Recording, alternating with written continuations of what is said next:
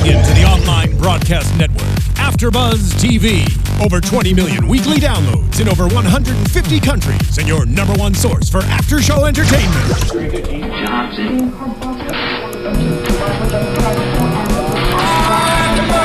AfterBuzz TV, the destination for TV superfans, producing after-shows for over 300 of your favorite TV shows, interviewing celebrities and showrunners, and bringing you behind-the-scenes exclusives. All thanks to E! Entertainment's Maria Menounos, producer Kevin Undergaro, and internet leader Akamai.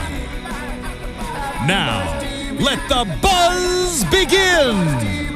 So that's how I ended up getting a copy of the original Bill of Rights in the U.S. Constitution. Bill of Rights? I've got it, yeah.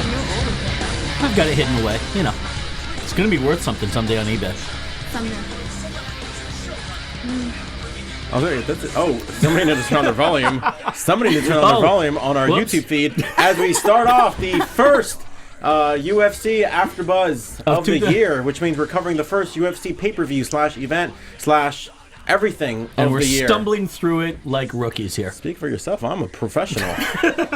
Because I am George Hermoza. You can follow me on the Twitter at @ghermoza. But why don't you two introduce your pretty selves with your Twitter, Instagram, Facebook, MySpace, LiveJournal. Our pretty selves are cetera, hard et cetera. as hell. Battle anybody. I don't care who you tell. Oh, it's hard. LL, Cool J, Yeah. J10, Laura Salazar. That's us, as usual. I should sit there so it can be the LL, then the cool, and then the J. Oh. Wah, wah. We should try that out That next was a time. good one. There's a LL, Cool J, and George. Pretty much. Womp, womp, womp. But we are covering today Let's get into first, like I said, the first pay-per-view, the UFC event of the year. Obviously, we ended with a bang, 2015. So now we enter 2016. What a way to start off the year. Yeah. Fireworks, explosion, boom, kaboom, sonic boom, whatever you want to say it. UFC 195. What a good card, good event, good show, good everything. Obviously capped off by the main event, Condit versus Lawler for the welterweight championship from Las Vegas, Nevada. Of course, their home. Not even their home away from home, it's just their home. UFC's home. UFC's home. Yeah, to me, it was split decision city. We had 4 different split decisions. Lawler versus Condit for the welterweight title. That certainly was a barn burner. I wouldn't go as far and say controversial. Some people might. I don't think so. Debatable. Yeah, definitely something worth debating. I wouldn't say obviously we've seen a lot more controversial finishes in the past, much more than this one. Did the right person win? Yeah, it can be debated, as we'll talk about in a little bit. But yeah, definitely a great night of fights. Win? I'm sorry. Who did win? What are the headlines here? Well, the main headline is Robbie Lawler in his second ever championship split decision victory. Successful second defense of his title. Performance bonuses for Stipe Miocic and Michael McDonald. Stipe Miocic was in the co-main event against Andre Arlovski, which was pretty much a number one contenders match, wasn't it? For the you can say that the next number one contender. Somewhat. I mean, some people we'll talk about it a little bit. Some people might say over him, but we'll talk about it a little bit. But fight of the night, main event: Robbie Lawler versus Carlos Condit, and a much anticipated welterweight bout. Yeah. What do you guys think of this fight? I need overtime. So I can actually make up my mind of who won. Because it was. What did you think the first time you saw the fight? The first time I saw the fight, geez, I thought Condit had it. Second time, I kind of was on the edge still and give it to Lawler. What about you? I scored it for Condit the first time around. So the Lawler won, as we said, by split decision. Scores were 47-48, 48-47, and 48-47. I did, like I said, I scored it for Condit. I gave him rounds 1, 3, and 4, and Robbie the second and fifth. And this was the fourth of 4 different split decisions of the night. 3 other ones, I think I agreed with one of the other 3 and disagreed with the other 2. So I think 3 in general that I disagreed with. But it is all of these were kind of great examples or case studies of scoring in terms of scoring in the realm of striking and that criteria, quantity versus quality, and how each of them can be so different. Quantity can overcome quantity, as it seems like we're seeing, or I'm sorry, as I'd say the opposite, quality overcoming quantity in the case of the Robbie Lawler match. But in some of the other ones, I'm trying to think here, I think Alex Moreno and Kyle Noak in the prelims. Moreno also won by split decision, 29-28, 32. I agree with that one. Did you? Mm-hmm. I actually scored it for Noak across the board, but it was super close. All those 3 rounds. I'm sorry, gave Moreno the third round, so Noak 29-28. But that's what it comes down to. Is most of these matches were very just razor close, and for the most part, striking matches where it really depends on what you see these 2 guys throw. I mean, we can all agree, and just by watching some of the not professionals, but like some of the fighters, Cormier, Florian, Tyron Woodley, who was probably much invested in this fight, they all agree that third round, and even the judges agree that third round could have really gone either way. And even Dana White scored the fight for Carlos Condit. But again, it really was that close, and for that, I can't really say it's controversial. Like I said, much debatable. Did the right person win? Probably. I mean, another thing to look at is too, did you score it for Lawler then? I scored it for Condit. Yeah. Another thing to look at is does the fact that, and John McCarthy says otherwise, and I was kind of thinking about this too, where if you're the champion and it's that close, do you score it for the champion? That has nothing to do with anything. No. In your opinion, yes, right, absolutely. But what about the judge's opinion? Well, they're supposed to not. I believe by the criteria of when the match starts, the criteria that they're supposed to judge by is only the stuff that happens in those 25 minutes, not whether this guy has a long-lasting legacy or he's defending the belt for the first time or second time. It's what happens there, who had the better fight in there, and when you get to the point of defining better, that's where I think there's a lot of stumbling blocks, and it becomes subjective, in terms of what people define it as. Some people, the criteria itself for judging is effective striking and grappling and damage. I think actually damage is first, and then effective striking and grappling second, and then after that, other criteria. The idea is, and we've discussed this before, if the higher criteria are even and you can't decide, then you bring the other criteria into consideration as well. And aggression and cage control actually is lower on the totem pole, as it were. So a lot of people will see guys fighting and see one guy controlling the center of the ring and the other guy is circling and think, well, the guy in the center of the ring is controlling the match. He's winning. Not necessarily so. And in this case, we saw different, I don't know the time specifically, but I feel like we saw relatively even amounts of who was on the inside and the outside.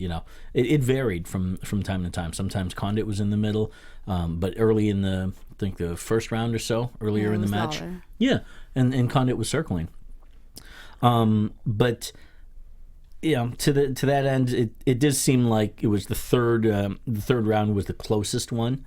The first round, we got Condit. Robbie was pressuring Condit, but Condit dropped him at about 1:30. And actually, I have a note here saying he claimed the center and landed some knees. Lawler came back though and dropped Condit in the second, and was pretty. That was about the halfway mark of the of the match, and was in guard for a little bit after that, but stood up. And to me, Lawler's fighting, his striking was being more effective. It was the more impactful damage of at least that second round.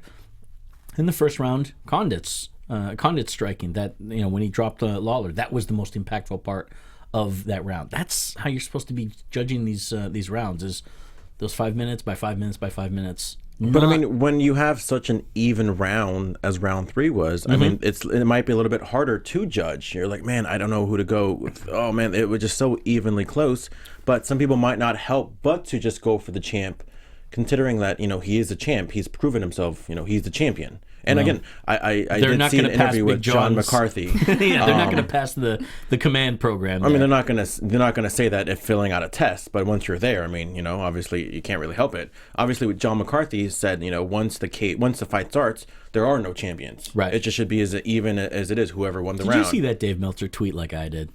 I don't know. Oh, Dave tweeted that one. I thought it was very, very interesting. Really? Once the idea being, when the bell rings in a match, guys, there are no champions anymore because both guys are fighting for that belt. If you retain, great. That means that you won that match. If you win it from the other guy, that means that you won the match. And this isn't like pro wrestling where, if you win by DQ or count out, the title doesn't change hands.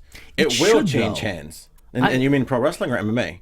In MMA. It does. Well, there was no count outs in MMA. Yeah, that would be kind of... In other ways, like maybe a low blow that maybe ended the fight or eye poke. The title does change hands.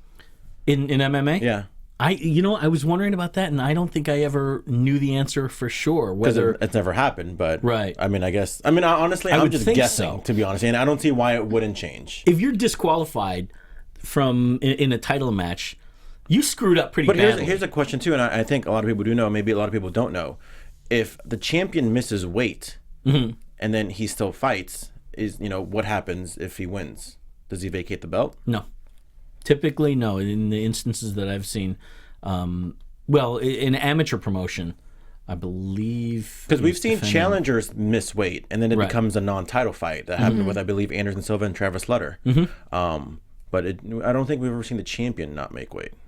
And in the UFC. No, not in the UFC, but come to think of it, I think Antonio McKee defending his lightweight title in MFC, probably about 2 or 3 years ago.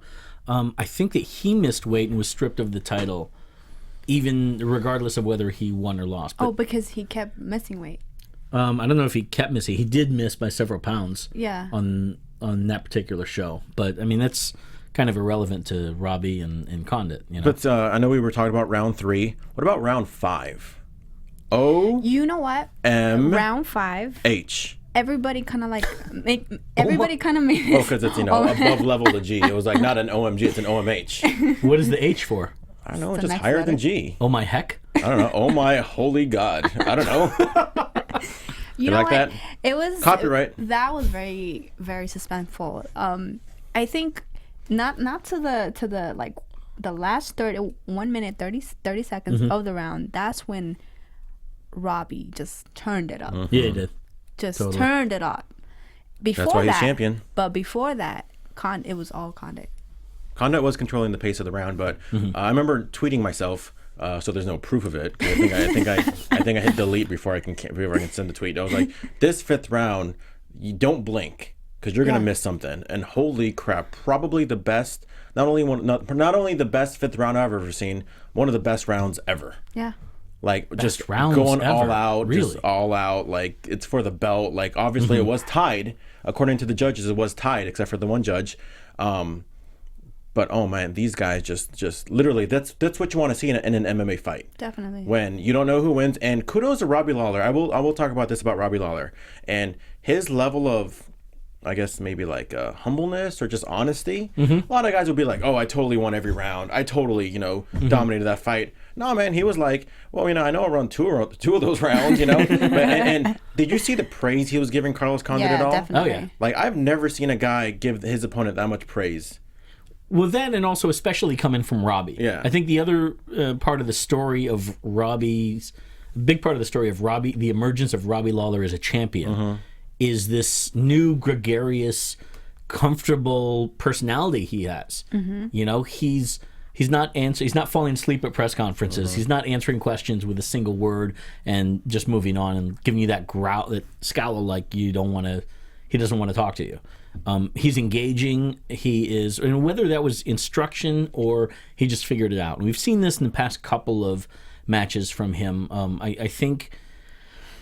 I think whatever corner he turned in his life and his career that kind of coincided with a return to the UFC, because I feel like we saw more of this Robbie Lawler after the first Hendricks fight, and certainly winning the championship. That was a huge milestone for a guy that's had a long road. So maybe that was the corner for him in his career. But he's engaging. he is sharp to praise, and good at it, and you can tell that it's quite genuine. And if it's not, he's fooling the hell out of me.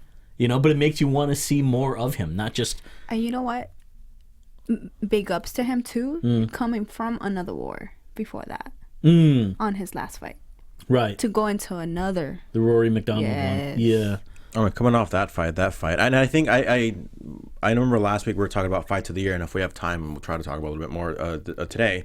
And I was thinking about it yesterday. I was like, I think I said Cormier Gustafsson was the fight of the year. I changed my mind to McDonald Lawler. Yeah, I actually rewatched that fight again, and too. that was amazing. That was a brutal fight. So coming off that win, yeah. I mean, especially with the way Robbie, I mean, that guy was damaged. I think there were a lot of memes and pictures on the internet comparing him and Predator. Yeah, that's how bad he looked. Yep. Yeah. So for him to come in and completely, obviously, didn't lose any confidence, and I picked Carlos Condit to win, and not even during the fight, but before the fight. I think the world of Carlos Condit. So for Robbie to come in and beat him at Carlos Condit's best, I think Condit gave him all. If there was rematch, I don't know how you can prepare better for another fight, because you did everything. Maybe you jump can. guard and choke him out. Maybe. That was the part Take that it I to was. the ground. Yeah. I was most curious about was to see any kind of a ground game. Can anybody, and shout out to Joe Boza in the and Boss Me Down in the chat room, and we had a couple other people earlier in, but I don't know where they went to. But if anybody can remember the last time that you saw Robbie Lawler in a ground fight at all, and I'm not talking about those few seconds in Condit's guard. I mean, I think that's probably about as much as you can get for Robbie Lawler in a ground fight. I'm trying to think. I mean, maybe Jake Shields? I don't remember that match. Jacare, maybe? Jacare? I don't remember the Jake Shields match too well. It was quite a while back. Maybe he took him down a bunch of times and stayed on him. If I'm running off of bad memory from years back, but we've not seen that Robbie Lawler yet. And of course, everyone talks about he's got wrestling. He comes from Iowa, so it's practically in his DNA. But we've never seen that. We see him wrestle enough to get out of there to keep it standing. It's obviously his style. He likes to stand and bang, and it makes for great matches that people want to see. That said, I want to see him tap a guy out, or I want to see somebody try and choke him out, or catch a triangle or something. It is kind of weird and surreal, because this guy literally has been around forever, since even this is his second stint in UFC. That's not his first. He's not some new guy. Right. He's not some rookie that they got from Strikeforce. He went from Strikeforce from UFC.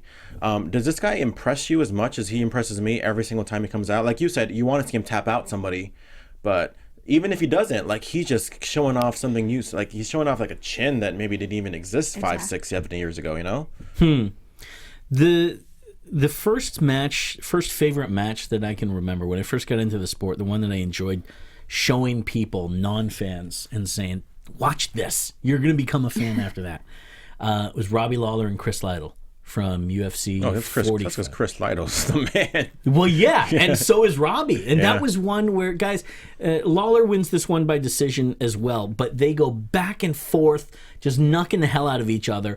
And it was one of those rare moments when Lawler drops Lytle at least once, maybe twice, I think in the second round. And Lawler just stands over him, looks at Lytle, who's kind of, in guard, or ready on the ground, and Lawler just stands up and it's like, ah! I'm sorry that you can't experience that on iTunes, but maybe you did, in spirit. And Lytle is there clapping away, it's like my girl at the time said, it's like two monkeys playing with each other, going back and forth. And this happened a couple of times. They were high-fiving each other after good shots, and Lawler took shots there because, as he said, Lytle is the man.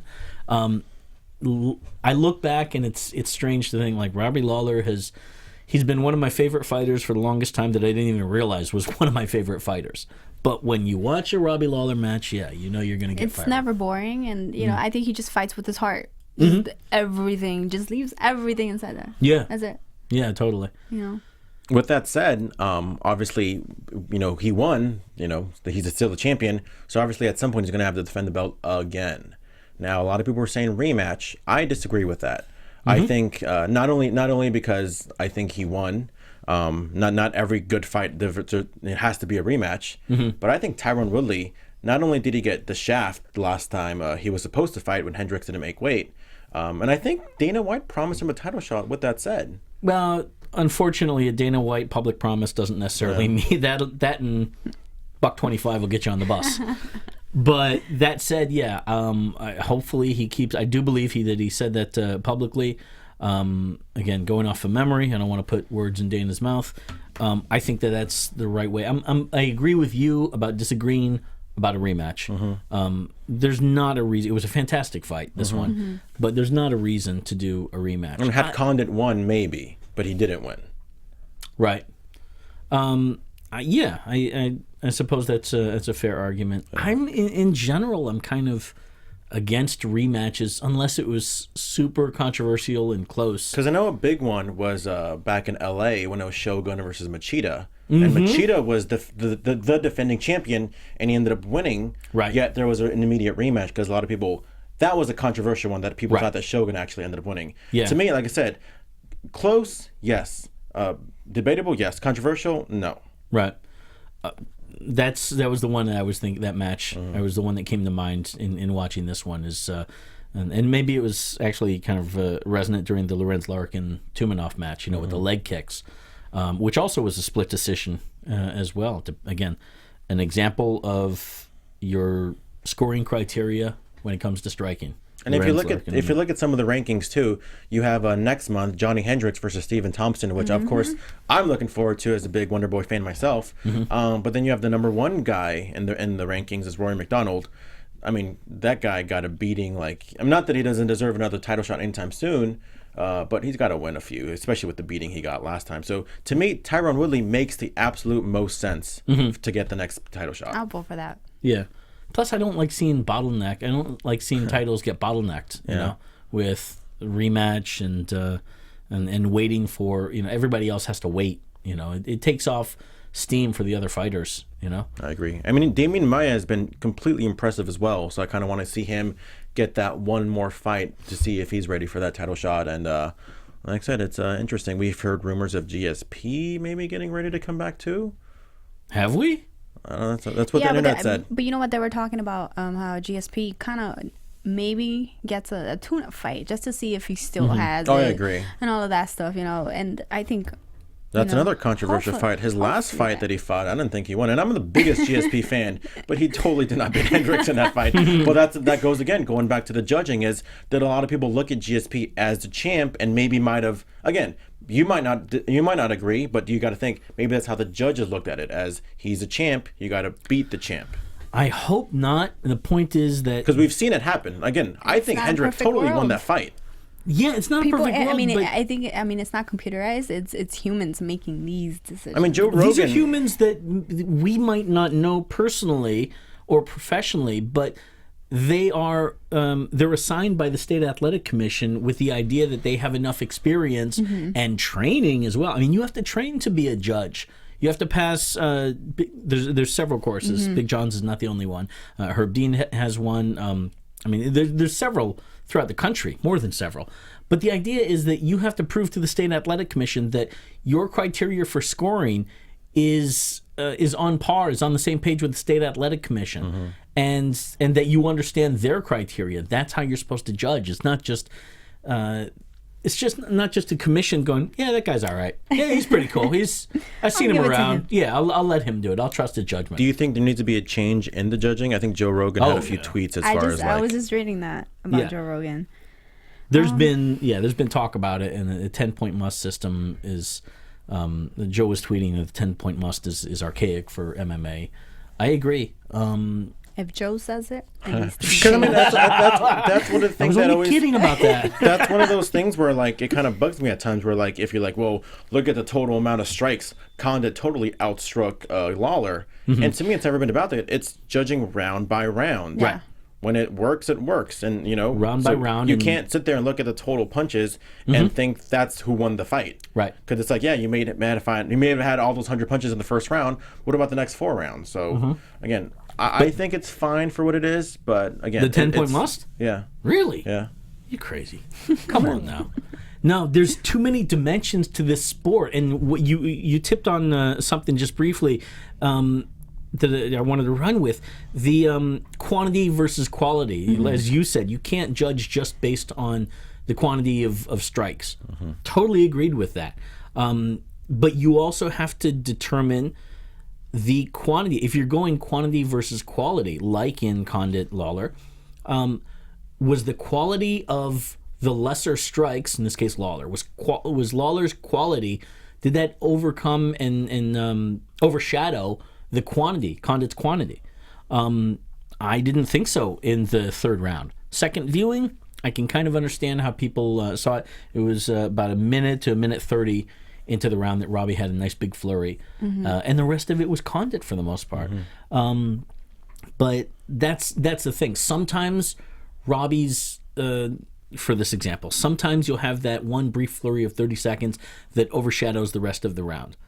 A lot of times you won't. And that's the thing. That's one part of why this is such a complex, the judging system doesn't fit for MMA, why it needs to be a bit more 3D, for lack of a better phrase. Yeah. And that's just striking alone. We're not even talking about grappling as well. And judges needing to be as versed in grappling, as effective grappling, as they are in effective striking. It's another part of the whole sport that needs work, but it's the best thing that we got right now, right? I will say the judging will get a lot easier, at least easier for everybody involved, if it just ends like the next fight that we're going to talk about is Stipe Miocic versus Andre Arlovski. Because there's no judging that. We know who won that fight. The judges at all. I just scored the second and third rounds for that one. I had Arlovski 10-8. If it had happened, right? Yeah. But that was, I guess, what we kind of all expected to happen with these two big guys. Of course, flashback to another one of my favorite rounds of all time, Andre Arlovski versus Travis Brown. That was just an all-out war. Yeah. And I wasn't surprised that I kind of saw something similar. Of course, Miocic just flat out knocked him out. There was no coming back for Arlovski. Right. And rightfully so, Miocic started screaming at Dana White, screaming for his title shot. I was telling Jay that he should have ran over the cage like Aldo did and ran into his face like that. Done a superfly splash or something. It was my idea. Right on Dana and Lorenzo.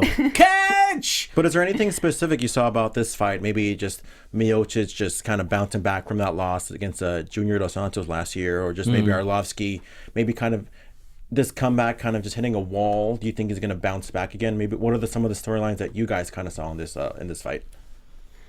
Coming out of it for Stipe in the future? And for both, yeah. For Stipe, of course, maybe coming in, just coming back from that loss against JDS. Like, obviously, he's beaten guys like Mark Hunt, knocked out the guy we were just talking about, Arlovski. Do you think this guy's ready for that title shot? Is he ready to face the winner of Verdun, Velasquez? Or maybe does he need one more fight, maybe against Overeem, to get that title shot? I think he should fight Overeem. Yeah? Yes. You're ready that would be the number one contender shot? Yes. It has to be. Yes. It's a fair, fair assessment. And do you think, Jay, that he's ready? He should get the number one title shot right now? Well, I think that this was an inevitability. Arlovski getting finished. I hate to say he's kind of on borrowed time, but I think that there was only so far that we were going to see Arlovski go with this new resurgence. I'm all in favor of seeing Stipe come out with face the winner. That said, Overeem as well. I mean, especially now that for what Overeem did in this new era of zero tolerance PED and and IVs and things like that, for him to have his match as he did, that's fair too. But I was thinking as I watched this, Stipe is going to be on call. I wouldn't be surprised if Stipe is on call for the next 30 days or 27 days or so. There might be a short notice. Yeah, short notice pickup. You stick Stipe in there. He was on fire. He's going to be fun to market. Putting on my promoter's hat, I would, even though it's strange because I don't think that Stipe, obviously, he doesn't have the name that Alistair Overeem does and the legacy in terms of among casual MMA fans. But that said, I think he'd have a lot of fun marketing Stipe. I think he's going to be great on interviews, promos, Barker show, and building up a match. whether that happens, whether he gets he's the next one in line, or if you gotta, God forbid something happens to the title match tomorrow and he gets a last minute call and you gotta put all that stuff together. You're gonna have, I think you can market Stipe better than Overeem, quite frankly. Well, I mean, if considering you still have your promoter hat on, do you just give him that number one title shot or the number one contender, or do you just give him the next title shot, or do you wait like about a month? Because in the next month we have Josh Barnett versus Ben Rothwell. We got number 6, Travis Brown against Matt Mitrione. Of course, Junior Dos Santos just got beat up by Overeem, so I wouldn't put him in the picture. But do you kind of wait like about a month, or do you just automatically give him the next title shot, or just wait until see what happens, or maybe have Overeem on call too? Yeah, that's the thing. I can see Overeem being on call as well. You probably wait a month, see what happens there, and then determine if you, based on what happens and how much. Like if Verdun comes off as unscathed or whoever, Right. Velasquez. Yeah. Personally, I'm picking Verdun to win anyways. That's why I said Verdun out of instinct. See if it comes out unscathed, and maybe 3-4 months later, or maybe if he can't fight for like 9 months, then maybe a Overeem Miocic number one contendership. I find that fascinating. I'm going to go off topic a little bit, but it's relevant to this conversation. The UFC, I noticed this year, has not released their full schedule yet. Remember last year they did the whole Go Big campaign, and they had like 45 or 50 dates listed. That's not the case now. We're barely ahead by a month in terms of bout cards and schedule and stuff like that. I don't know what that is, if there's a specific reason that's related to the amount of fighters that they have, or if it's just different people working the schedule at the UFC and still trying to finalize dates and things. But that has to do with how these champions, how fast you turn them around. I think that we're still going to see probably 40 plus. I know they want to go for more than 50 dates. I don't think that they're going to do it though this year. But the more dates that you have, the more that you need champions to turn around on a faster notice. And to that end, you probably do wait and see what happens with Verdum and Velasquez, and hope that they come out unscathed. And then you got Stipe or Overeem, or maybe even both of them on call to see what happens in the next 3 weeks. Yeah, I'm not gonna lie, I'm kind of surprised that Velasquez is still healthy. That's a guy, and unfortunately, he is a little injury prone. I mean, the guy's only fought once or twice, maybe in the last 3-4 years. Of course, Verdun being the guy who per year. Yeah, not even. Velasquez fought maybe last May, maybe June. Once or twice only Mexico? in the past. Yeah, he fought the Mexico card, and then before that was, I really don't want to say Junior Dos Santos. Or no, I think he fought Silva. I feel like he's fought once, about average once a year. Because he's had a long layoff. Jeez, I take that back. He fought twice in 13. Don't ever question me. Once in 15. Still, that's 3 times over the past 3 years, so you're wrong anyway. That's what I said. 3 times over the past... 2 or 3 times in the last 4 years. You said 1 or 2 in the past 3. Yeah, that's right. No, that's not right. 3 over the past 3 is different than 1 over the past 3. Yeah, whatever. Either way, my point being, he's a guy who does get hurt a lot. Yes. And, unfortunately, circumstance of the business. But, obviously to be hurt that much. So, yeah, I do agree with you. And maybe having somebody on call just in case. Maybe he is texting, Dana or Joe is texting, Verdun. Not Verdun. Of course he's texting Verdun. Overeem or Miocic to say, hey, just in case, but should be an interesting month. It's texting Verdun saying, hey, how's today? Yeah. Doing all right? How you doing? You didn't stub your toe or nothing, right? Don't tell me you did. We'll see. Speaking of injuries, another not a match that happened on this show, but certainly some hype that happened on this show. Injury prone, I hate to say, Dominic Cruz, and a little promo that they released about 2.5 minutes of a face-off. Yeah, with TJ Dillashaw and John Anik, which I think is actually, guys, tonight, playing today as we record this on UFC Ultimate Insider. Great show. I enjoy that a lot. It's worth checking out. But I think the full segment is playing on Ultimate Insider this week. How about that verbal back and forth, huh? We're going to talk about the end. Verbal back and forth. It was just Cruz talking a lot of mess. We were going to talk about that at the end of the show. Well, I want to talk about predictions. it ties into being injury prone. And knock on wood, that is not the case with Mr. Cruz. I don't know. I thought Dominic Cruz come across as a jerk, to be honest with you. you? That's kind of a jerk off. He's like, well, tell me, TJ, how are you going to beat me? And TJ's like, oh, well, I want to beat you. Like, that's it? That's how you're going to beat me? It's like, dude, I'm not going to sit there and tell you how I'm going to beat you. Shut up. But that's the thing is that, I mean, if you're a jerk off, that's one thing. But if you're a jerk off that can back up what you're saying and use logic and reasoning and spit out specific bullet points, and the other guy cannot volley back, you're right, El. It was not a back and forth. It was just a fourth and fourth. That's it. That's it was. I think Dillashaw was just stunned. Like, dude, are you seriously telling me this right now? Yeah. Dillashaw did not have... I don't have a comeback. He's Exactly. He's like one of those people that goes into the mirror like later on. He's like, I should have said that. I mean, pretty much Dominic Cruz was kind of... Let's rewind. And again, here's our reference, his one reference, or maybe even if that, Dominic Cruz is channeling his inner Conor McGregor. Just totally, completely bitching out Dillashaw. Yeah, it took a little...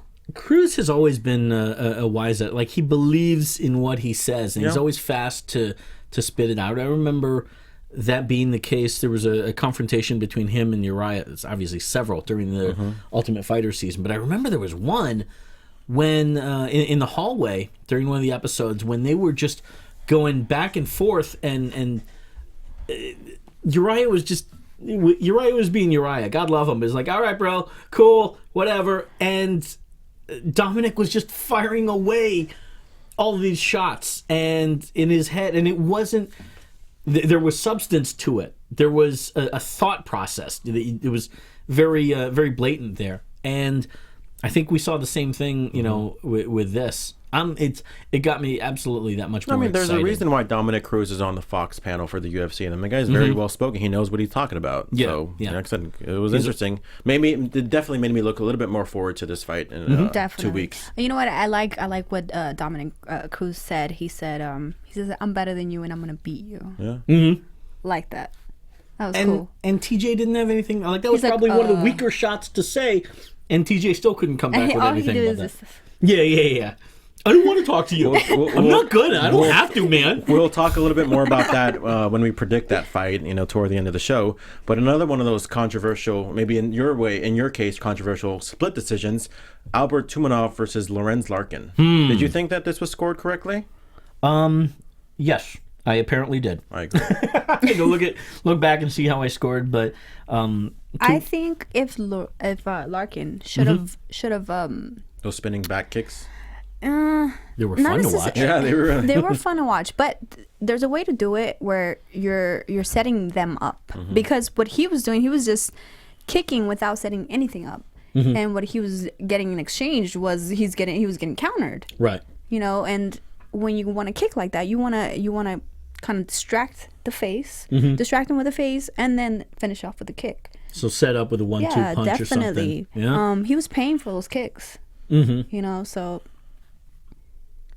Yeah, I agree. I think Tumanov totally won that fight. To me, there was no controversy about that. Yeah. No. Which rounds did you score for Tumanov versus? I can't think it was 1 and 2. Yeah. I mean, Lorenz Larkin with those back kicks kind of recuperated himself, but I don't think it was enough. Again, round by round. It's not about just that third round. It's about round by round. He completely won those first 2 rounds. Yes. And that's all he needed. But also the quantity and quality. The story of the match for the most part was Tumanov throwing a lot of combos to the body and to the head, punches, and Larkin just tapping away at that his front leg, and a lot of different kicks, even like you said, the spinning back kicks to the leg itself. It damaged him and whatnot, but I mean, he survived, and obviously, and that's the thing, he survived. Yes. Like those were nasty kicks, and you saw the red. But it didn't slow Tumanov down. Yeah, and that was just that run round as well. Yeah, it didn't slow him down at least until the towards the end of the second or into the third. Well, you started seeing it when he started changing switch stance. Yes. Yeah. Changing stance, and that's when you seen that it's hurting him now. But other than that, I think he held in pretty good. Yeah, that may be one scenario where it's in terms of judging criteria, punches unfairly have more oomph with judges than kicks and chopping down the tree as Larkin was doing, because you don't see it. You don't see marks nearly as much on kicks as you do punches. Punches, you'll see eyes swell up. You'll see marks. Sometimes you see cuts. With kicks, you got to throw a lot of them in the same spot in order for it to get marked up. And even then, if a guy is tough enough and still no sells that redness on his leg, you're thinking, well, he didn't really do. Larkin in this case really didn't do much to Tumanov. And I see what he was trying to do. He was trying to kind of damage that front leg so that way he could take away from his punches. You know, but that wasn't the case. He didn't do it correctly. I would have set up with punches and finish off with legs. I think that would have given him the fight. Yeah, he needed to capitalize on chopping down that tree. You can chop down the tree only so much, but you got to push it as well. Yes. Yeah, so that thing falls. Speaking of which, we have a featherweight fight also that we need to talk about. Diego Brandao versus Dario Baronado's 2016 fighter to watch.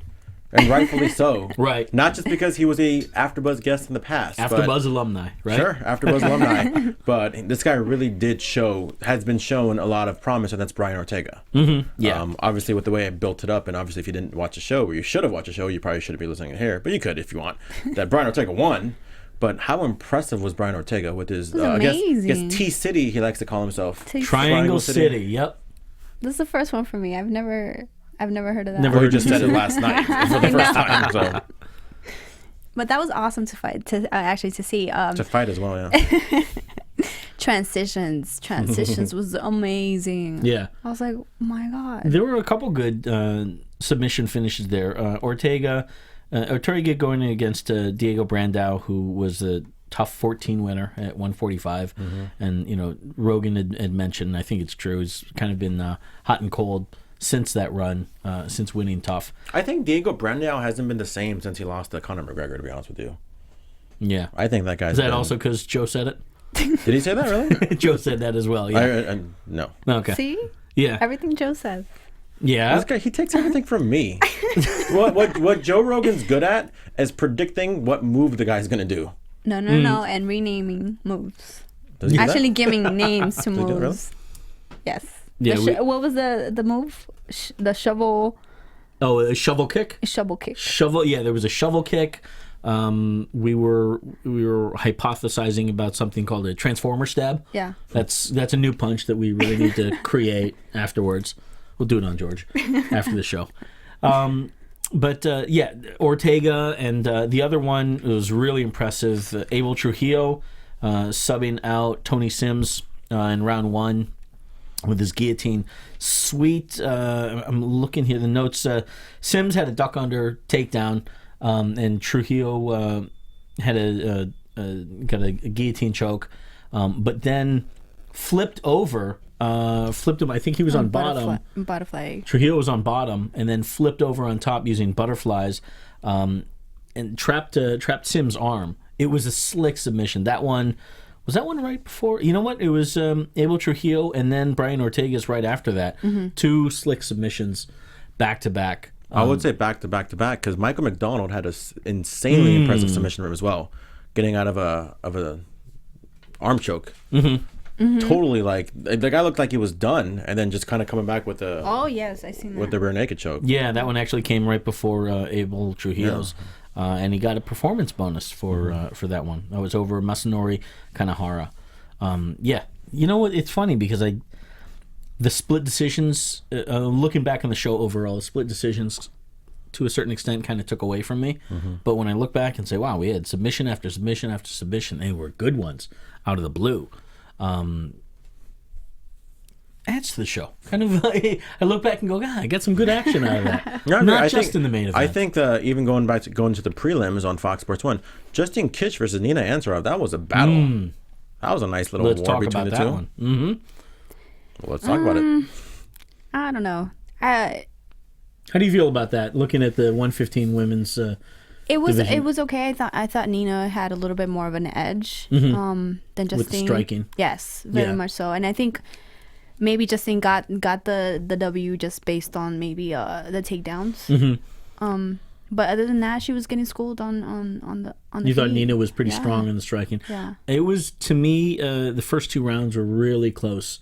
with the striking overall, but both those rounds were hard to score because of that, because the striking was so close. Yeah, and the third one I think I gave to Kitch, excuse me, because of the that takedown there.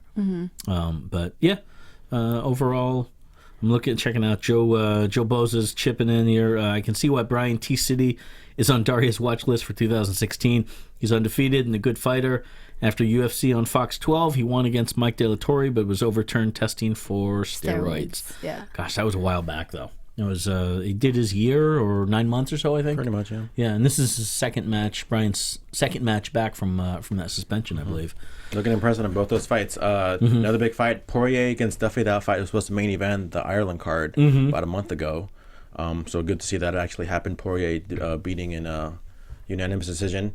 Michinori Tanaka defeated Joe Soto in split decision. I think you might have disagreed with that. Daria Baronato texted me too. She was like, "Oh, you watched that fight because I totally disagreed with it." However, but she actually watched a prelim fight? Yeah, a Fight Pass prelim fight. Yeah. Wow. I think she's still using my account, to be honest with you. That would explain it all. She actually had access to it, so yeah. Therefore, Soto. I gave Soto. That was an interesting one. Gave him the first. You know what? I scored it 30-27 for Soto, and I know that a lot of people are going to look at me like I'm crazy. That was a story where Soto got taken down quite a bit. He was working a lot from bottom, a lot more than Tanaka. I apologize. Tanaka won, by split 29-28, 2 out of the 3, and I think that the judges were giving Tanaka those rounds based on being on top. But I saw Soto working a lot harder on bottom, and I think, again, it comes back to the judging criteria, and a certain level of expertise that you need to judge, an expertise in grappling, to really identify how somebody is being that much more, at least busier. If the guy on top is not doing much, that the guy on bottom is being busier, you know? And so that's how I ended up giving it to Soto. But good night, events. Before we wrap up and talk about the next time we're here, and which is going to be a title fight, kind of want to go over some maybe non-event storylines coming up in the next few weeks. Donald Cerrone already fighting again. He's going to make Is that official? Yeah, he's going to fight in He's moving up? He's going to fight in welterweight against Tim Means. So again, going back to what I said the last time we were here, is that he's a guy who keeps fighting, and I think that's how he strives. He's a guy who can't have a 5-6 month layoff, so that's why it's kind of hard to put him in title fights, because obviously it being a title fight, you kind of need that 5-6 month buildup, for promotion and et cetera, et cetera. So it could also be there's a lot of talk right now within the fight community, and especially regulatory bodies, about we saw the IV ban go into effect in October, but a lot of changes over the summertime. I mean, not till July, guys, but over the next year, we'll see a lot of changes happening with weight classes and and how weigh-ins are done. California State Athletic Commission did did kind of an open seminar / discussion in mid of December, here in LA. And a lot of people, including Jeff Nowitzki and Mark Ratner from the UFC, and Forrest Griffin were there. Corey Schaefer from Bellator, several fighters were there. Bubba Jenkins and Josh Thompson, and Big John and Sean Wheelock were there. Members of the ABC were there. Everyone was discussing about these weight classes and cutting weight, the issues with hydration and cutting weight and everything. That my point to all this is that this is going to be a topic we'll see a lot of in 2016. Of course, ONE FC is also changing their weigh-in. That's a very interesting one. I was looking at. Yeah. The cut hydration period. Exactly. Basically, where a lot of these promotions are having to find ways to figure out ways to make sure that fighters stay hydrated. For longer periods of time, not just the 24 hours leading up to the fight, from weigh-ins to the fight. And it's a huge, complicated subject that I don't want to speak more on than I already have, but that's something that is going to be, as we talk about Cerrone going up to welterweight. He's pretty tall. I mean, he kind of Yeah. looks like he kind of fills in 170. If he can make 155, he should be able to, maybe 170 might be a more natural weight. We'll see Right. kind of how he does against Tim and Means. be more comfortable. And that, guys, is the idea in all of this conversation that we are having and are going to have, is for fighters to go in there feeling fully hydrated and healthy and comfortable, as opposed to putting it all back on in 24 hours right after weigh-ins. So expect to see a lot of changes in weight classes, I think. Yeah. I really look forward to see how they actually make the changes. Just because when I used to fight amateur, same day weigh-ins. Right. So I had dehydration for about 24 hours for that, and Which would be 48 hours before the match itself. yeah. And I think that affects a lot of your performance, once it goes into the cage or the ring. Not even just did the math in my head. Not even 48 hours. It was No, you got 36 maybe, or so. Oh no, this is day of weigh-ins. Right. Yeah. Day of weigh-ins, you So probably 11 weighing in. When I did my Muay Thai fights, I was weighing in at maybe 2:00. Fight at 6 Okay, so 4 hours, to hydrate. 24. So that's 28 hours average. Or for us, when we would do it at 11 o'clock, you get on the scale about noon. Fight start at 5. So yeah. Yeah, so I think that'd be good. Yeah. Realistic for fighters Right. to fight in their actual weight class. Yeah, it's a shift in thinking and culture for cutting weight, and the idea that if I drop down and then I get big again in 24 hours, and when I go into the cage to fight, that I have a size advantage, or that the other guy doesn't have the advantage over me.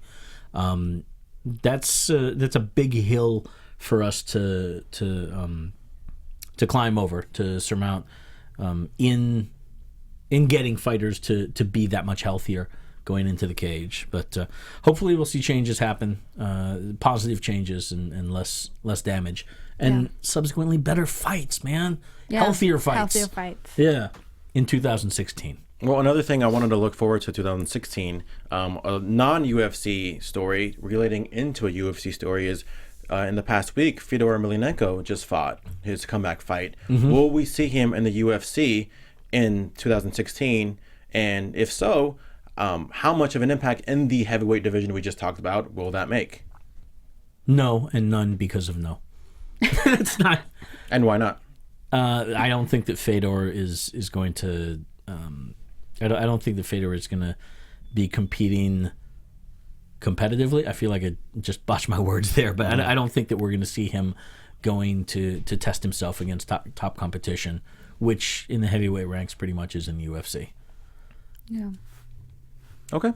Well, real quick before we wrap up, I agree. We're going to be here in around 2 weeks or so, covering Bantamweight Championship for the UFC Bantamweight Championship. TJ Dillashaw versus Dominic Cruz. Who do you guys have? I'm rooting for Cruz now because of that promo that he cut. Just too fun to hear him talk. I think that it's going to be interesting to see how much Cruz does his kind of stick and move style versus Dillashaw. Whether he tries to engage and chase him down, or get him to the ground. And I would think conventionally that would be one of the first kind of basic tenets of the strategies: catch him, get him to the ground. Because I feel like a lot of the past few TJ Dillashaw fights, especially against Renan Barão, that's a lot of Dominic Cruz style. So he's kind of taken upon Dominic Cruz's style, the footwork, the headwork, and the punching power. So to me, it should be, and not to say that Dominic Cruz isn't great, but he still only has one fight coming off his 2-3 year layoff. Right. And especially now, I think he hasn't fought in 16 months? Yeah, it's been at least a year. Since September of 2014. Since he fought Mizugaki. Yeah. Right? Yeah. So it should be interesting to see if he's still healthy. He says he is, so. She's knock on wood. That's one that I'm hoping that we don't have an issue in the next, only 2 weeks. 2 weeks, yeah. Stay healthy, dude. But if you're listening to us on iTunes or SoundCloud, thank you so much for listening. If you're watching us live, 100% live, Joseph Boza, we're looking at you. Thank you so much for watching. We're not, but proverbially speaking. I'm looking at his name in the chat room. That's right. Yep. Thank you for watching. Thank you anybody for watching. But where can we find you guys on the social media? JTan716, just like last year, just like next year. Lethal Laura, 1 L in the middle, and you can find me on Instagram, or I don't tweet, so just find me on Instagram. And you can find me at Hermoza. That's I can't even spell. GHERMOZA on Twitter and on Instagram. And we will see you next time here on AfterBuzz TV. Later.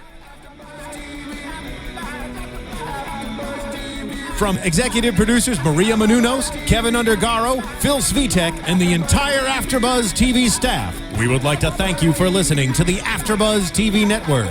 To watch or listen to other after shows and post comments or questions, be sure to visit AfterBuzzTV.com. I'm Sir Richard Wentworth, and this has been a presentation of AfterBuzz TV. Buzz you later. The views expressed herein are those of the hosts only and do not necessarily reflect the views of AfterBuzz TV or its owners or principals.